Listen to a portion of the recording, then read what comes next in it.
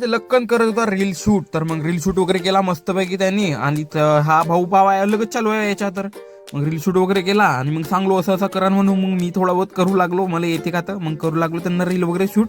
तर नमस्कार मित्रांनो, मी तुमच्या मित्राशी पुन्हा स्वागत करते का ब्लॉग मध्ये. पप्पाचे जॅकेट वगैरे घेऊन निघालो सोबतच मी कुमलीला. आणि हे रील पूर्ण त्यांच्या चॅनलवर आलेली आहे. आता कुमलीला ना विवेक बोललो नाही असं कधी होऊ शकते का नाही, याला माहित नाही बाबा कोणता खोकला झाला तर रातभर खोकलत होता. काय रे मेकॅनिक, रातभर खास राहता. जाके मेरे बाटली से 2 घूंट मार ले जा.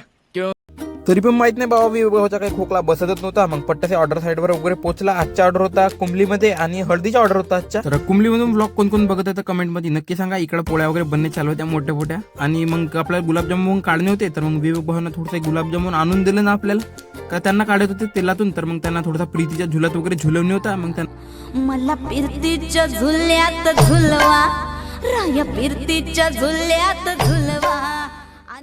तर मग गुलाबजाम वगैरे काढून झाले. यांचे जेवण वगैरे चालू करण्याचं स्टॉल वगैरे भरून घेतलं पट्टसे. आणि भाताला पलटी वगैरे मारून घेतला. हा पूर्ण ब्लॉग युट्यूबवर नक्की येणार आहे मित्रांनो. तर ब्लॉगला जास्तीत जास्त बघा, शेअर करा, कमेंट करा. आणि चॅनलवर नवीन असेल तर फॉलो आणि सबस्क्राईब नक्की करा.